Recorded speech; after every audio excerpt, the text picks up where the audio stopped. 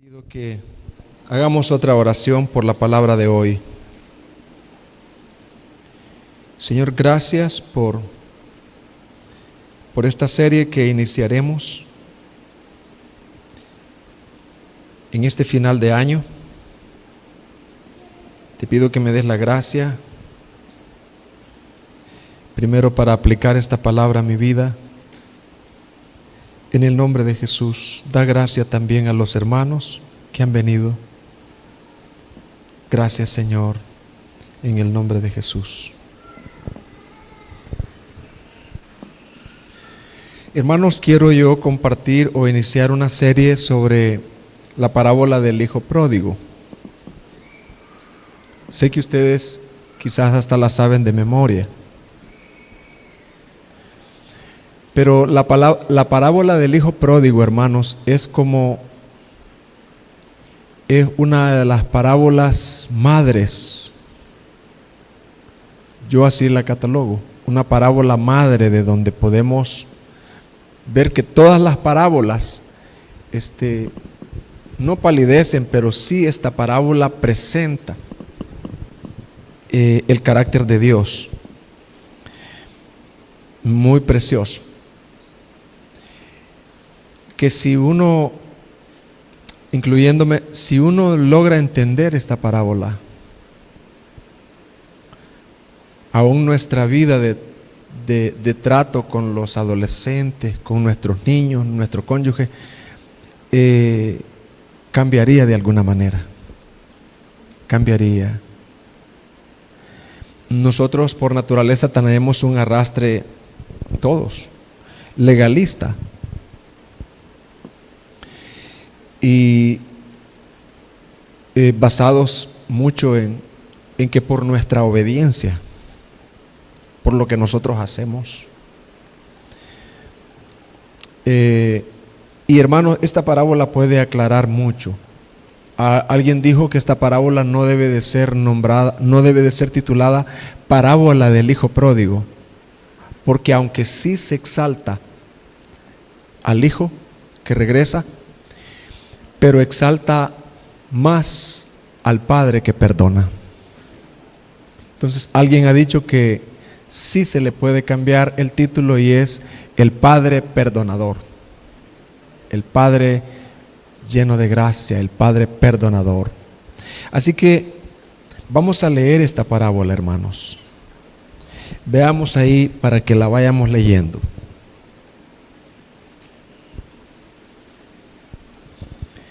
Lucas capítulo 15, versículo 11 en adelante.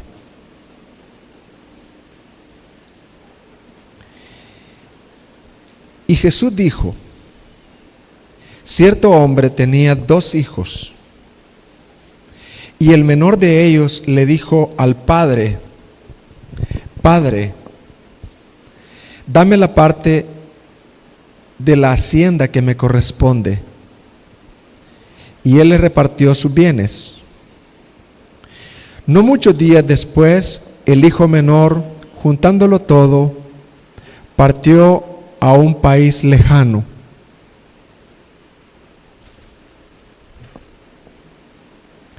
Y allí malgastó su herencia, viviendo perdidamente.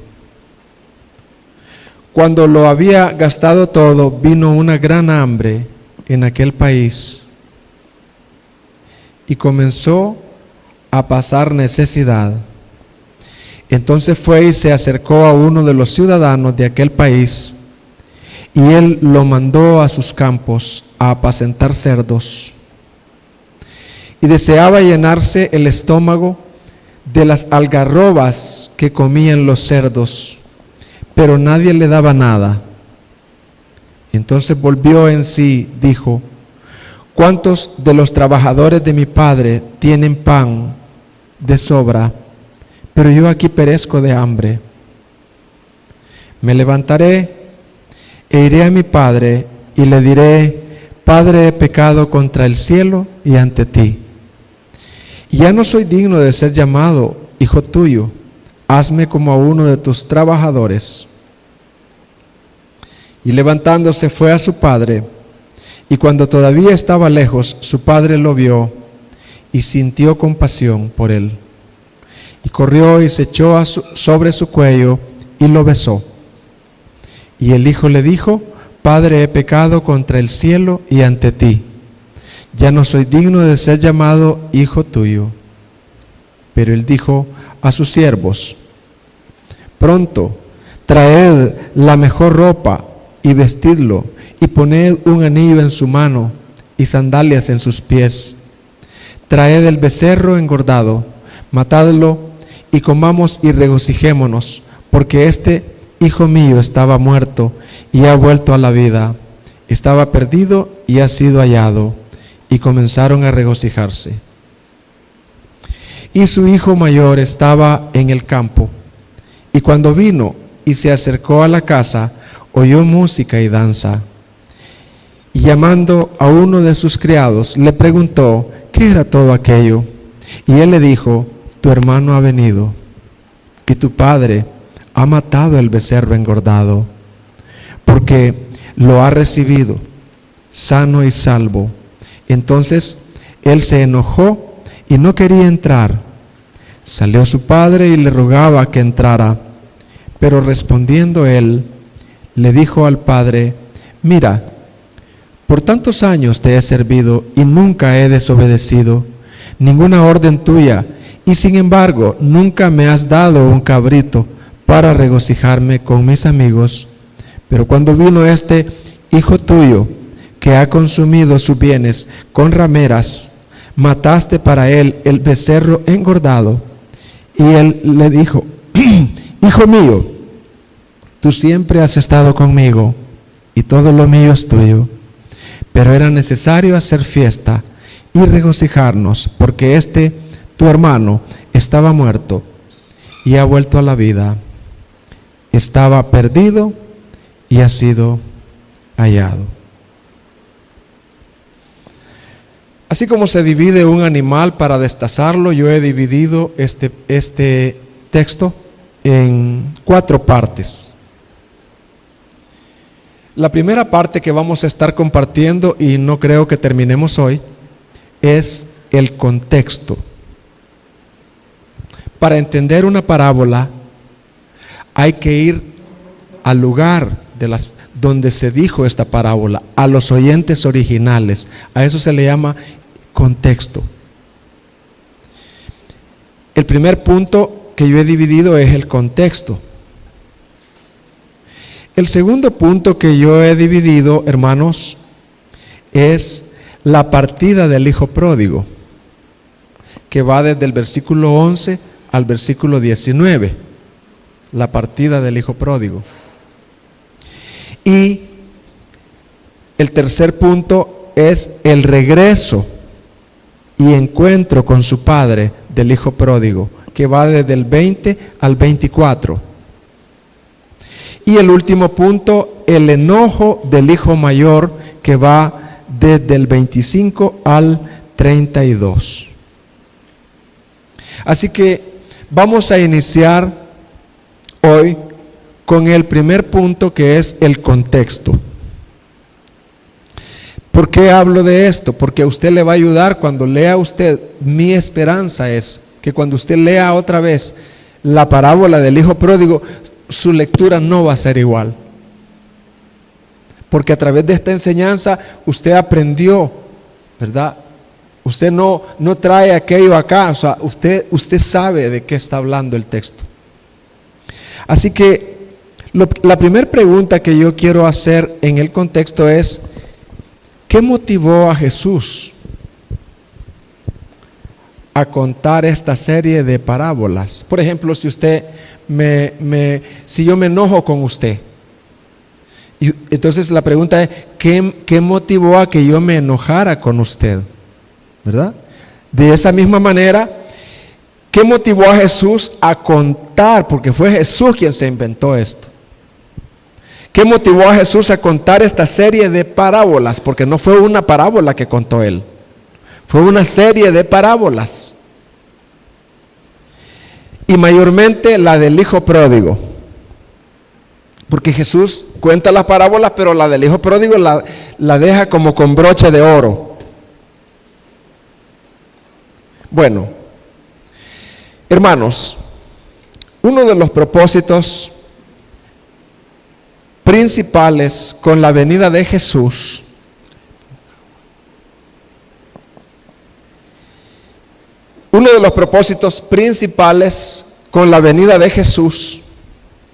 Dios hecho carne, era manifestar al Padre. Los trabajadores toman agua, hermanos, y los oyentes deben de saber eso.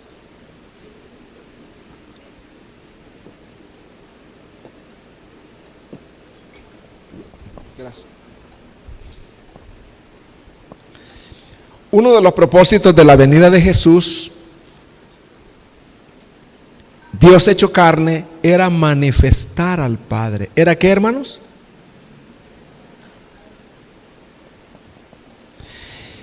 Y restaurar la idea errónea que había de Dios. Los escribas y los fariseos eran los encargados de enseñar en cada sinagoga, y los escribas eran los artesanos de la teología de ellos. O sea que se complementaban. Pero la manera como los fariseos enseñaban al pueblo de cómo era Dios era errónea. Entonces, Cristo vino a manifestar, a quitar esa idea errónea que la gente tenía de Dios. ¿Cómo se imaginaba a Dios usted cuando estaba pequeñito? Barbudo con un palo, ¿va?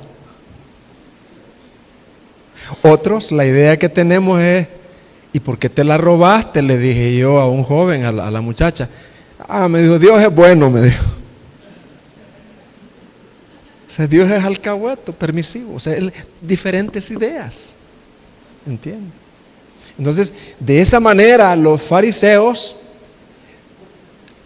a través de su teología que enseñaban, elaborada por los escribas, enseñaban erróneamente quién era Dios. Entonces, uno de los propósitos de venir de Jesús era manifestar correctamente quién era Dios.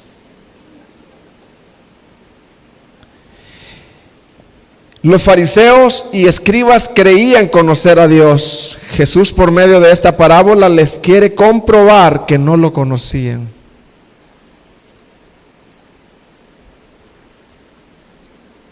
Sobre todo en la parte de la compasión, la gracia y la misericordia. Entonces, fíjese bien. Jesús estaba enseñando del costo del discipulado. ¿De qué estaba enseñando Jesús? Del costo del discipulado. Y el último versículo que Jesús menciona en este tema fue Lucas 14:35. No es útil ni para la tierra ni para el muladar, si la sal pierde su sabor.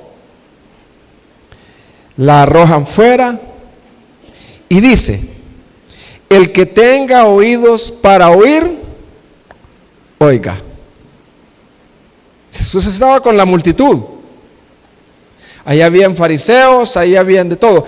Pero, de repente, los únicos oyentes que están con Jesús son los pecadores, los inmorales. Después de que Jesús dice: el que tenga oído para oír, oiga. Quien quiera más de esto, los únicos que se quedaron ahí para oírlo fueron los publicanos y los pecadores y las prostitutas, los transgresores, los violadores. Y entonces ahí lo manifiesta el capítulo 15, versículo 1. Mire lo que dice: todos los recaudadores de impuestos y los pecadores se acercaban a Jesús para oírle. Y los fariseos y los escribas también le oían, ¿o qué dice? Murmuraban por la teología de ellos, diciendo: este recibe a los pecadores y come con ellos. Wow.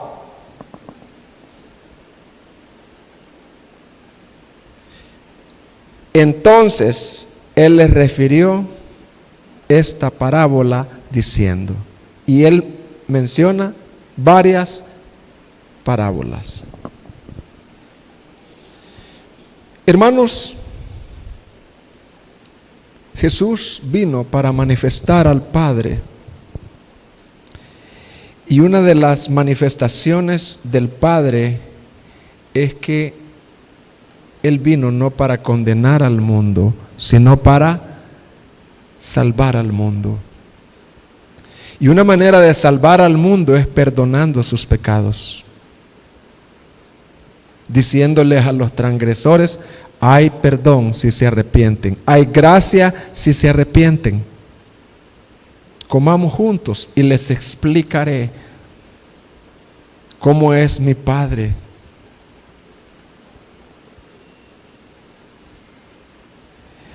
Hermanos, Jesús regularmente se relacionaba con recaudadores publicanos, que ya vamos a ver quiénes eran. Eran las heces de Jerusalén.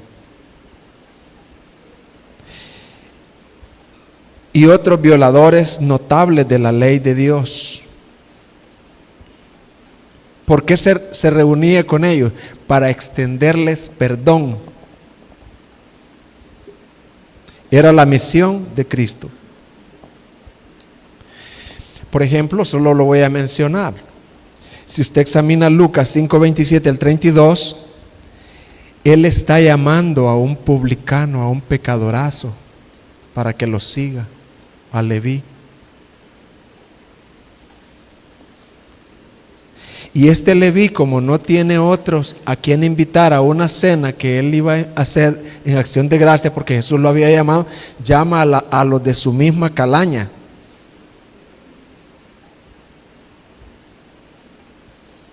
A recaudadores inmundos de impuestos. Y ahí está Jesús comiendo con ellos, haciéndole ver: así es mi Padre. Hay una idea deformada en la religión estatal hoy de Dios. Si usted ve en Lucas 19 del 2 al 10, Jesús tiene un encuentro con un pecadorazo y no pudo Jesús escoger a una persona honorable. Había un hombre pequeñito que para ver a Jesús se subió a un árbol sicómoro, ¿se acuerdan? Y él ignoraba que el amor del Padre lo iba a alcanzar. Él ignoraba que el amor del Padre era tan profundo que no hay profundidad de pecado que pueda oponerse al amor de Dios. A mí me llama, sí. ¿Y para qué me llama? Hoy quiero comer en tu casa. Uy, esto le iba incrementando puntos a Jesús para la crucifixión. Porque el hijo mayor, que representa a los fariseos, se iba enojando ya. A los pecadores recibe y con ellos come.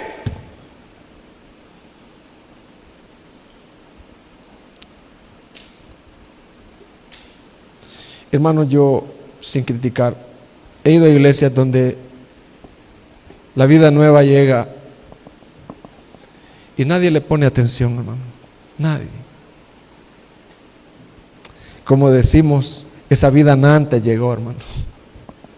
Y que nadie lo saluda en la gota para que no vuelva a venir.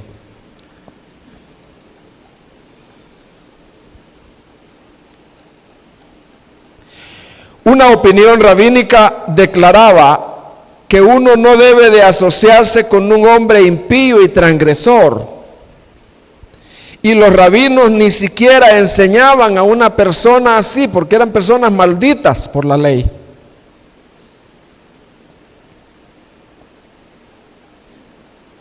Entonces, como ustedes saben que yo estoy hablando del contexto, no hemos entrado.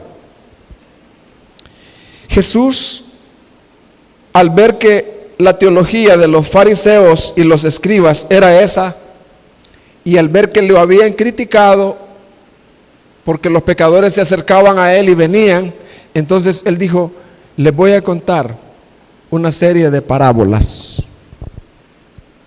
para aclarar cómo es mi Padre, lo distinto que es mi Padre a lo que ustedes saben de mi Padre. ¿Cuáles son las parábolas que anteceden a la del hijo pródigo? Ahí usted va a ver en Lucas capítulo 15. Ahí Jesús menciona 3 fiestas. ¿Cuántas fiestas menciona? 3 fiestas donde se ven expresiones desbordantes de regocijo. 3 grandes celebraciones. La primera fiesta tiene que ver con la parábola de la oveja perdida. Jesús inventa una historia, una parábola, del verso 3 al 7, acerca de un hombre que tenía 100 ovejas.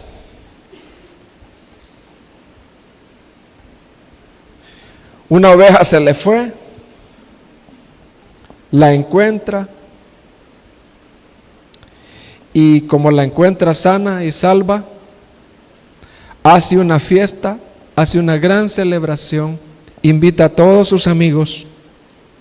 Todos entendieron esa historia porque las ovejas tenían un gran valor por su lana. Y la fiesta fue una celebración de éxito del pastor en encontrar aquella oveja. Entonces Jesús, al finalizar esa parábola, si ustedes pueden ver ahí, así hay gozo en el cielo por un pecador. Así hay gozo en el cielo. Después viene la parábola de la oveja perdida. ¿De cuál? Sí, de la moneda perdida. De la moneda perdida. La moneda. En el Medio Oriente, las campesinas o las mujeres usaban una moneda valiosa como un collar. Eso era una gran fortuna. Perder una era perder el eslabón. Entonces la parábola dice que esa mujer pierde una de las 10 monedas. Y entonces, ella probablemente tuvo la cantidad de una campesina de Medio Oriente y de alguna manera perdió una de esas monedas, y por supuesto tuvo un duro trabajo de buscar en todas partes, en una casa polvorienta, hasta que encuentra la moneda. Y ella también llama a sus amigos y tiene una gran celebración de gozo, porque la moneda perdida ha sido encontrada. Hay una observación que yo he hecho personalmente, y es que la oveja tenía un gran valor, porque perder una oveja era, y rescatarla, pues había carnita y lana, y no había vergüenza. La moneda intacta, al encontrarla, pues tenía un valor. Pero yo me pregunto, al encontrar a este hijo perdido, no había mucha reputación para el papá, porque ese papá iba a sufrir una gran vergüenza al tener a ese hijo ahí transgresor. Entonces de eso trata la parábola del hijo pródigo. En esa tercera historia hay un hijo quien está perdido y un hijo que es encontrado, o mejor todavía, un hijo que por todos los intentos y propósitos estaba muerto y es traído de nuevo a la vida. De nuevo vemos el lenguaje ahí de Jesús. Estas son tres grandes fiestas, tres grandes celebraciones, y ellas ilustran obviamente el gozo de Dios. ¿Qué ilustran, hermano? La compasión de Dios. Estas son tres grandes fiestas donde todos simbolizan una gran celebración en el cielo, el gozo y compasión del Padre por un pecador que se arrepiente. Si hay alguien que está aquí y está oyendo esta y no se ha arrepentido y de alguna manera el Señor te está hablando, quiero decirte que Dios se goza de tu arrepentimiento. Hermanos, como les decía al inicio, la idea que se tenía de Dios era no de un Dios compasivo. La religión no debía de ser compasiva. La religión no debía de ser llena de gracia. La religión tenía que ser estricta.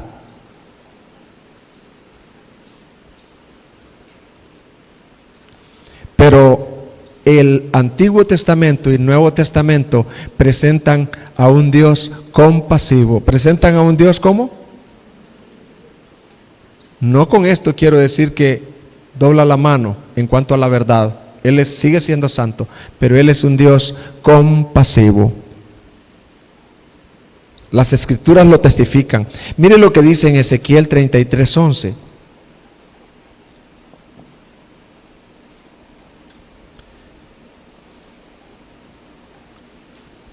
Ezequiel 33:11. Diles, ellos no saben cómo soy yo. Diles, vivo yo, dice Jehová el Señor, que no me deleito, no quiero la muerte del impío, no es mi carácter, sino que el impío se vuelva, que el impío de su camino y que viva. Volveos de vuestros malos caminos. ¿Por qué moriréis, oh casa de Israel? ¿Ve usted la compasión de Dios ahí, hermanos?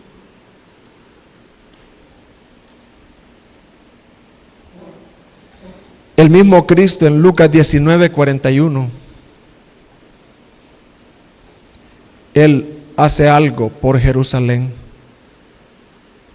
Él no dice, bueno, ni modo, no se arrepintieron, les toca el juicio. Ni modo, son transgresores de la ley, les toca la pena. Jesús se compadeció. 19:41. Y cuando llegó cerca de la ciudad, al verla, ¿qué hizo, hermanos? ¿Qué hizo, hermano? Lloró sobre ella. ¿Ve la compasión usted de Jesús?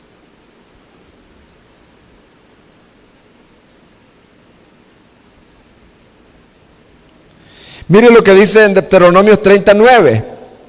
Estoy comprobando, haciéndole ver, argumentándole acerca de que Dios es un Dios compasivo. Deuteronomio 39.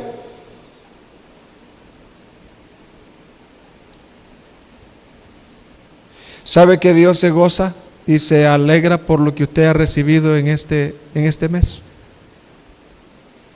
Yo no voy a decirle, pero ¿cuántos de ustedes han recibido? No levante la mano. ¿Cuántos de ustedes han recibido la bendición de nuestra canasta, de nuestra provisión? ¿Sabe que Dios se goza? Quizás alguna remesa, quizás alguien, Dios le prosperó con su aguinaldo, Dios le prosperó en alguna otra área, en su negocio Dios le prosperó. ¿Sabe que Dios es muy compasivo y se deleita? El carácter de Dios es así. 39. Y te hará Jehová tu Dios abundar en toda obra de sus manos. Él te hará abundar en el fruto de tu vientre,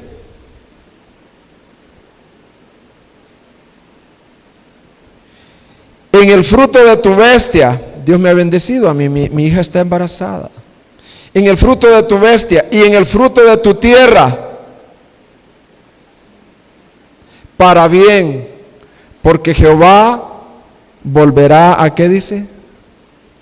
A gozarse sobre ti, para bien, de la manera que se gozó sobre tus padres. Cuando obedecieres a la voz de Jehová tu Dios para guardar sus mandamientos y sus estatutos escritos en este libro de la ley, cuando te convirtieres a Jehová tu Dios con todo tu corazón y con toda tu alma.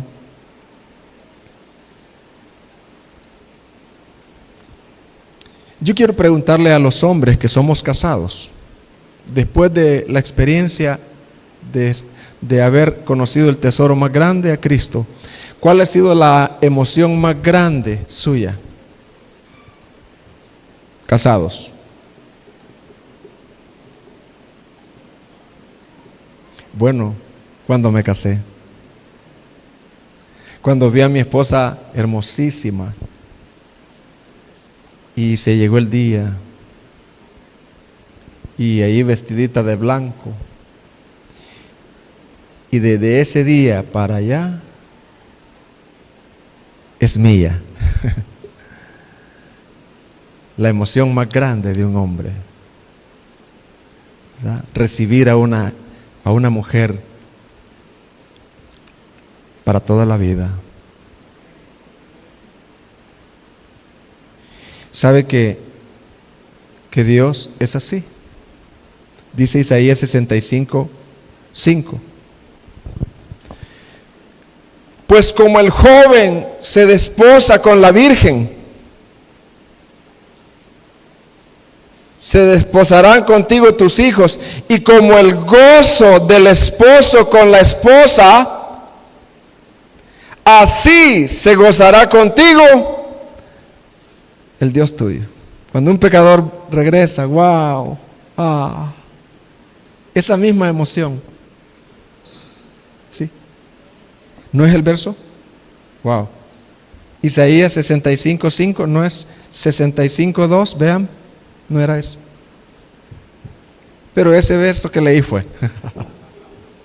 La cita no está en el original.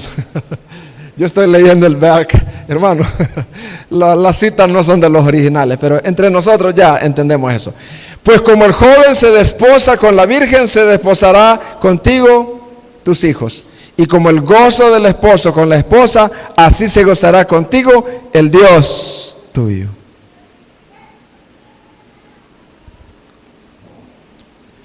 Hay maneras en que Dios nos está diciendo, así soy yo, así es mi carácter. Cuando un pecador regresa, así como el gozo del que se va a casar, del que va a tener para siempre a su doncella, así yo me gozo. Ese soy yo.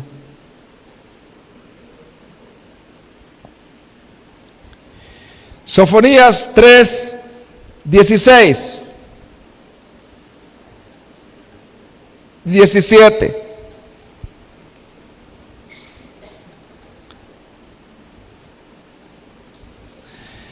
Hermanos, cuando uno está gozoso, uno canta,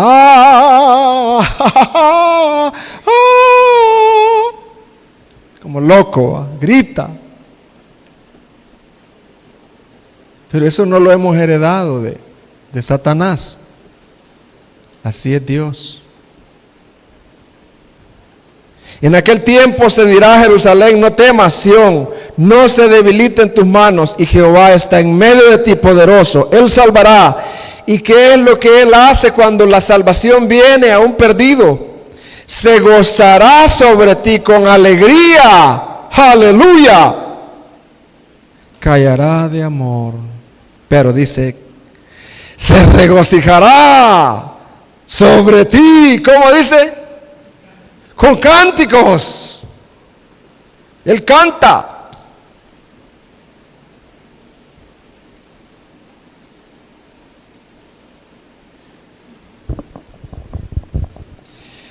Hermanos, estoy hablando del contexto, hablando de Dios también, de cómo es Dios, cómo se había deformado la idea de Dios. Hermanos, muchas veces creemos que Dios es serio y sombrío. Por eso yo voy a andar serio. No pensamos en Dios como alocadamente desbordante, que vocifera, que está lleno de alegría, que esa alegría la manifiesta.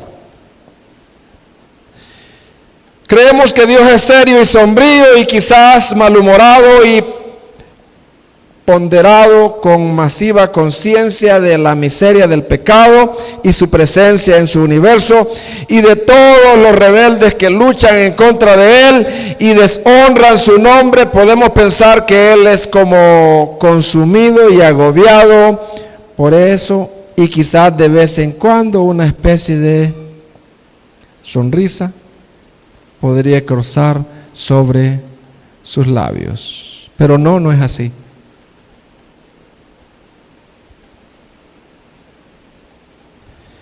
Rara vez pensamos en que Dios está en una continua fiesta.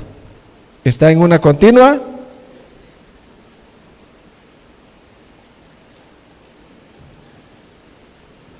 Porque se regocija en lo grande cuando un pecador se arrepiente. Eso es lo que dice Lucas, capítulo 15, versículo 7. Un pecador que se arrepiente. Versículo 10. Un pecador que se arrepiente.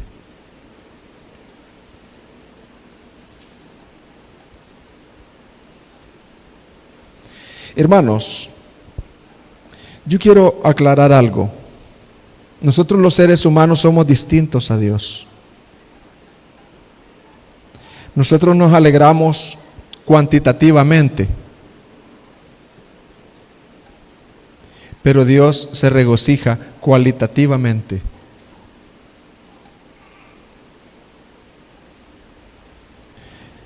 Él hace una fiesta no por 100 que se arrepientan.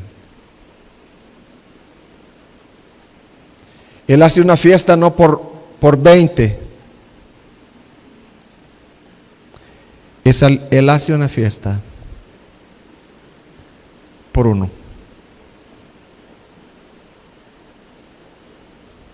Yo en lo personal me alegro por muchos de ustedes que no han estado viniendo por X motivo. Están en otros lugares, no han venido, están en otro país, están en otro departamento. Y yo me regocijo, hermano. Yo me alegro porque vinieron. Yo siempre aprecio a aquellos hijos mayores, pues los hijos menores ni modo, pues tienen que venir. Yo me regocijo.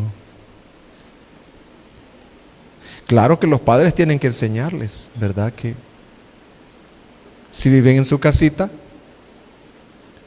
pues, y comen de su casita y de su pancito, pues, tienen la obligación también de ir a donde sus padres van. Pero yo me regocijo en aquellos hijos que ya son mayores y que pudieran aún en su rebelión decir, yo no voy a ir. Que tampoco es lógico, porque ellos viven ahí. Pero me regocijo y me gozo.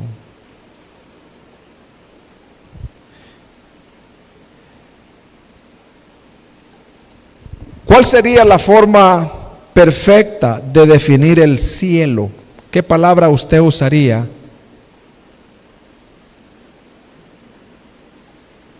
Yo diría que la palabra de definir el cielo es gozo para mí. La palabra de definir el cielo sería gozo, el gozo de Dios. Porque eso es lo que menciona el versículo 7 y 10. Dios está en una continua fiesta, gozándose por uno. El misionerito allá en China, no me importa. Debe de importarme. Él está haciendo la obra ahí. Hermanos, el gozo del cielo no está hablando de la alegría de los ángeles. Oiga bien, no es la alegría de los ángeles, ni de los redimidos que están allá. Es la alegría de Dios en presencia de los ángeles. La alegría emana de Dios, de Él, y rebota en los ángeles, y rebota en los santos glorificados. No es la alegría que emana de la creación, es la alegría que emana de Dios. ¿Y a quién está dirigida esa alegría que hay en el cielo? ¿Por qué se regocijan? ¿Quién es en el centro de todo eso? A Dios, por la increíble labor de la redención. Toda esa alegría, toda esa gloria va a Él. El centro no es el pecador, el centro es la redención que Dios ha hecho en ese hombre que no merecía, que era un publicano, que andaba rodeado de guardaespaldas y que iba a cobrar impuestos y que cobraba más de lo acostumbrado, que se enriquecía. Pero él creía que en el dinero estaba en la llenura del vacío del corazón. Y un día el Señor se le atraviesa y le dice: quiero comer contigo. Con compasión, Cristo, comiendo ahí, comiéndose los frijolitos, y ahí en el rostro de Cristo, este publicano, Zaqueo, puede decir: yo estoy perdido. Este es el camino. Y ahí él se para y dice: señores, quiero bautizarme. No, señores, ya se me fue el amor al dinero, lo voy a devolver.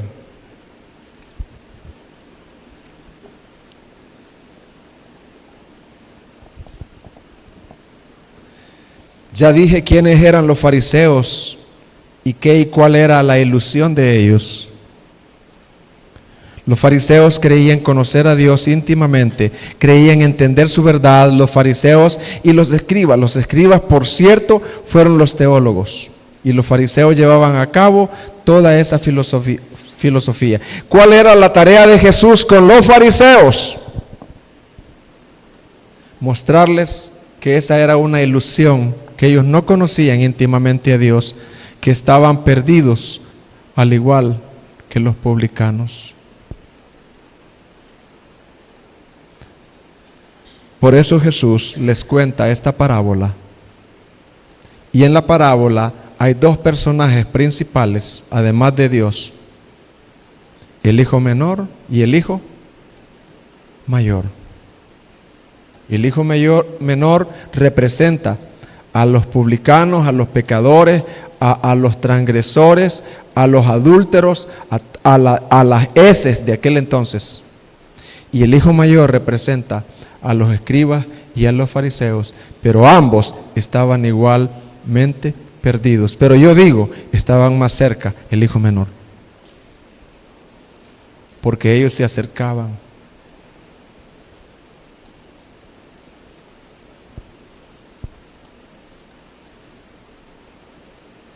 Quiero hacer algunas aplicaciones.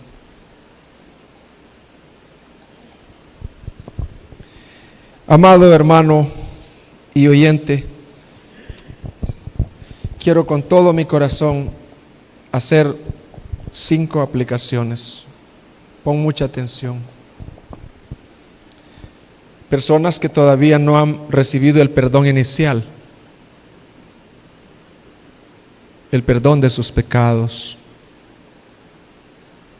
por haber vivido tan lejos de Dios, por haber menospreciado a Dios tanto tiempo.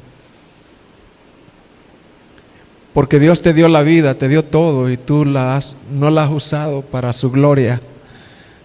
A todos y a todos los que ya somos, quiero hacer estas 5 aplicaciones al final. Con esto termino.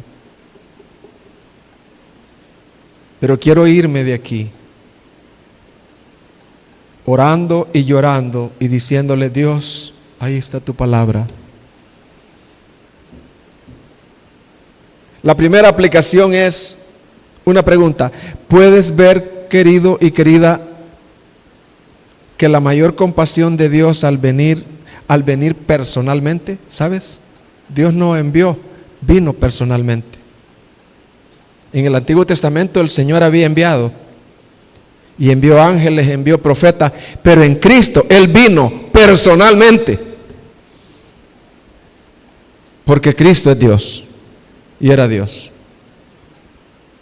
Y así era la profecía en Ezequiel: yo iré personalmente a buscar a mis ovejas, a los que están perdidos. Puedes ver el amor, la misericordia de Dios, la gracia de Dios al Dios tomar la iniciativa. Dios tomó la iniciativa. No fue el clamor del pueblo, fue Dios. Él vino en la persona de Jesucristo, se puso las sandalias, vino a vivir al lugar en pobreza y donde el pecador vive. Habló cara a cara, comió cara a cara con el pecador, preparó a 12 para que luego fueran bombas de tiempo, y murió en una cruz por el pecador. Hermano, preparó a 12 para que fueran bombas de tiempo, y por esos 12 estamos aquí. Que los discípulos fueron preparados con esa misma pasión de Cristo, con esa misma compasión.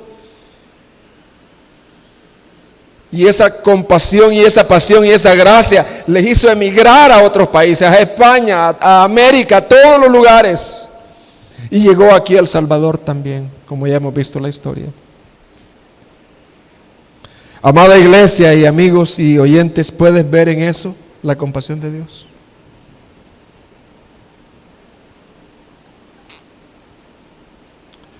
Segundo,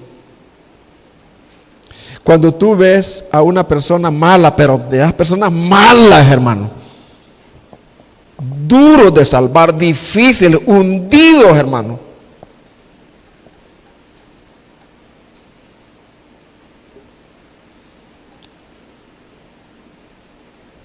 ¿ves más lo que la persona es o ves más lo que Dios puede hacer en ella? Cuando tú la ves, ¿con qué ojos la ves? ¿Lo que la persona es o ves lo que Dios puede hacer con ella?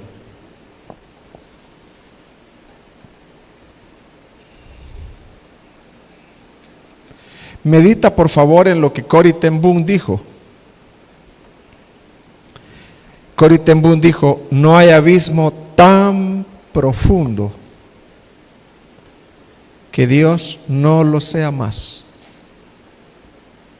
Ella quiso decir: no hay pecado tan profundo que el amor de Dios no lo pueda alcanzar.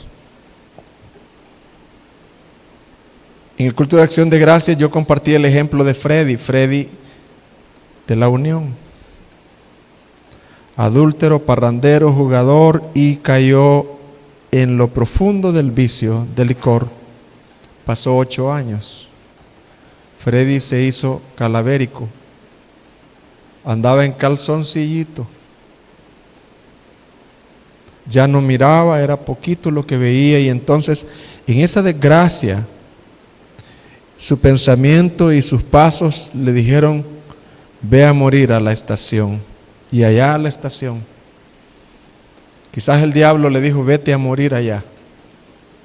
Y Dios usó al diablo.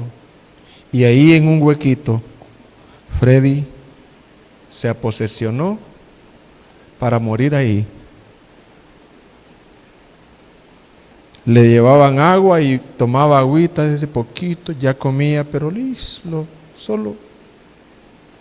Nadie le hacía caso. Mire, me dice, a mí ya los pastores no me hacían caso. ¿Cómo me iban a llevar? ¿Cómo me iban a llevar a una iglesia si yo diarrea no paraba? Los curas y los pastores no me querían ya. Si el único que me quiso fue Dios, me dijo él. Y él me dijo personalmente.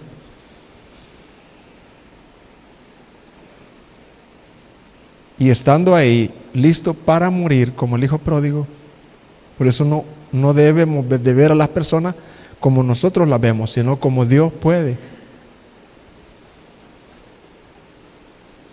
Tú puedes ser un Freddy aquí, quizás no en las cosas bajas de Freddy, pero en cosas que tú sabes que no, que estás hundido y enrollado por Satanás, enrollado por algún vicio que yo no sé a quién le estoy predicando ahorita.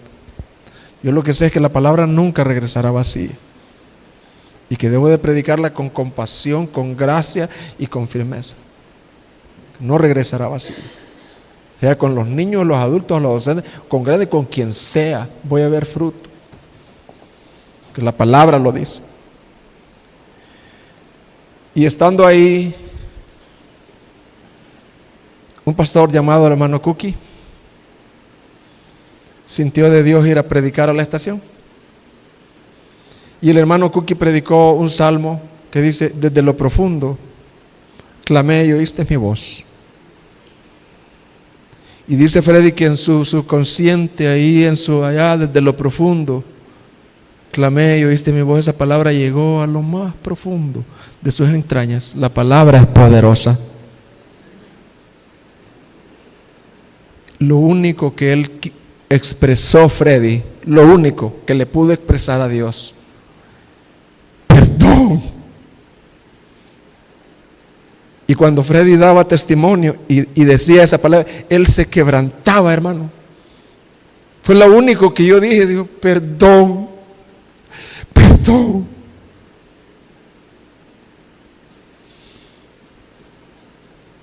Y Freddy daba testimonio que desde ese momentito él sintió como que algo entró en él.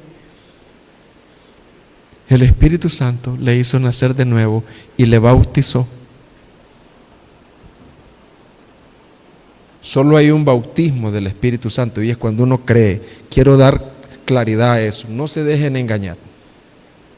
No es una segunda experiencia, no.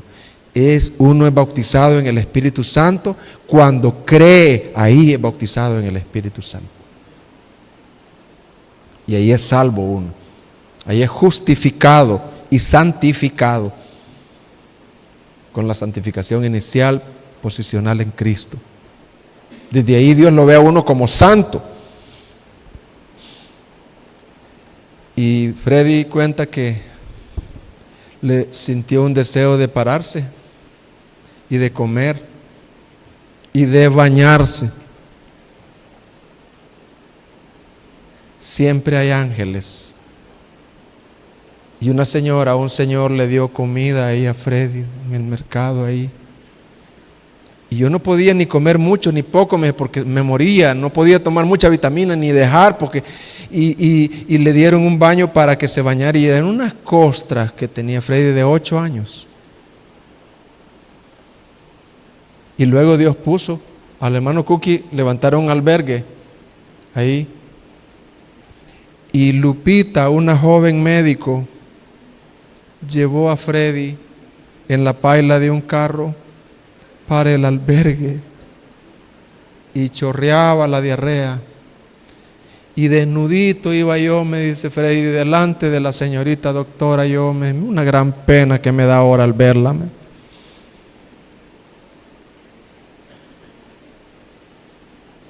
Y ahí Freddy fue rehabilitado. Yo me hice muy amigo de Freddy. No sé por qué. Dios humilló mi orgullo. Porque uno se relaciona, hermanos, con los de... con los de uno. Ustedes saben, ¿verdad? Uno saluda a los de uno. Pero no sé por qué Dios me dio gracia. Y yo traje a Freddy, incluso a una escuela de padres, como todo tonto yo. ¿Qué? Pero yo tenía un gran gozo de que los padres, y lo traje a la iglesia, y ahí andaba yo con Freddy, lo llevé a Santana, y en otras iglesias ni lo dejaban, no lo querían, lo examinaban para ver lo que iba a decir y todo, y tenían razón, ¿verdad? Pero ahí andaba yo sufriendo con Freddy. Y Freddy dio testimonio. Y yo creo que la hermana, esposa de nuestro hermano Luis Funes, hermana Gloria, no está aquí, ¿verdad? Hermana Gloria. Me decía el hermano Funes, ay, es que mi esposa, yo quiero que mi esposa se entregue. Hermano Luis Funes, entregado a Cristo. Yo quiero que mi esposa se entregue. Y ese día que Freddy dio testimonio y la palabra, la hermana Gloria Funes, ¿la conocen? Se entregó a Cristo.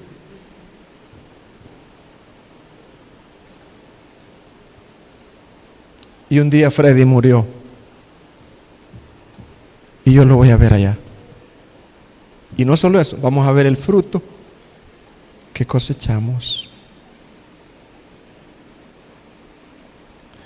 Hermano, cuando te encuentras con un pecador, oras al Señor para que de alguna manera servirle. Y cuando veas tu servicio sincero, de alguna manera acercarlo al Señor.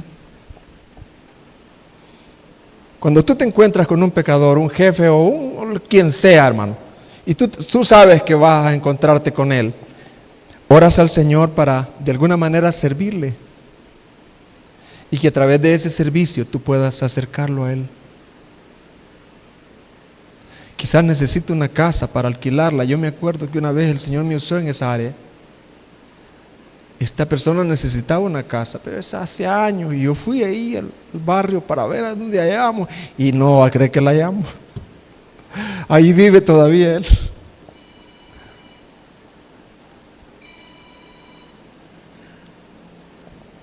Hermano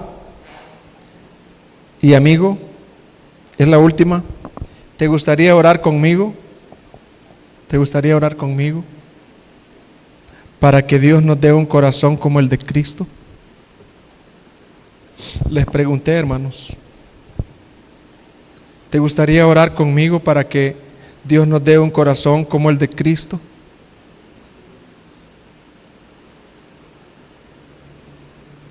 Yo he ido a iglesias y no he hallado corazón de Cristo. Yo ni hallo dónde sentarme, yo a dónde me siento, y todo tímido. Y hermano, ahí se necesita un corazón de Cristo. ¿Te gustaría que orar conmigo para que Dios nos dé un corazón como el de Cristo y quite ese corazón de fariseo y de escriba, lleno de orgullo y falto de ternura, falto de misericordia y compasión de Cristo? Mientras los hermanos pasan y cantamos ese coro, cuídate de nunca olvidar, ¿quieres inclinar tu rostro y orar conmigo? Y decir, Señor, yo necesito mucho de Cristo. A través de esta parábola me estoy dando cuenta. Señor, en el nombre de Jesús, dame a mí personalmente un corazón como el de Cristo. Un corazón no solo lleno de la palabra, lleno de la doctrina, sino un corazón compasivo, una bomba llena de explosivos, donde el amor de Dios está haciendo una obra. Señor, ayúdame a usar mi dinero, los bienes que tú me das, para alcanzar al perdido. Ayúdame a invertir en comida para tener comidas, cafés, relaciones para alcanzar al pecador. Que no me olvide, Señor, que tú me salvaste por gracia y tú mandas dar de gracias, así como recibiste de gracia. Que el pecador pueda sentir la sinceridad mía al acercarme a Él. Que pueda usar mi teléfono para hablar palabras al cansado. Oh Señor, aun cuando esté pasando por problemas y dificultades, que no me concentre en ellos, en mis batallas, sino en medio de ello. Oh Dios, ayúdame primeramente a dar testimonio a mis familiares, a mis vecinos, Señor. Esta Navidad es un buen lugar, un buen momento para expresar ese amor. Que no seamos legalistas, Señor, que no solo les hablemos del Señor, sino que les mostremos al Señor. Gracias, Señor. Usa a cada miembro de esta iglesia y que los oyentes que no se han entregado a Cristo, pecador, ríndete hoy a Cristo. Los que van a reconciliar hoy, háganlo ahora, no mañana. Dile al Señor: yo, Señor, he andado perdido, perdida. Yo he andado lejos de ti, Señor.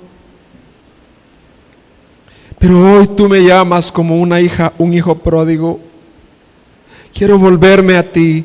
Quiero reconocer que yo vivo porque tú vives. Sálvame, Señor. Ayúdame a arrepentirme, que como Freddy pueda decir yo: perdón, perdón. De alguna manera Cristo se ha sentado contigo hoy en esta mesa, usando a un pecador como yo para decirte: hay esperanza para el transgresor y para el pecador, hay gracia para el que se arrepiente.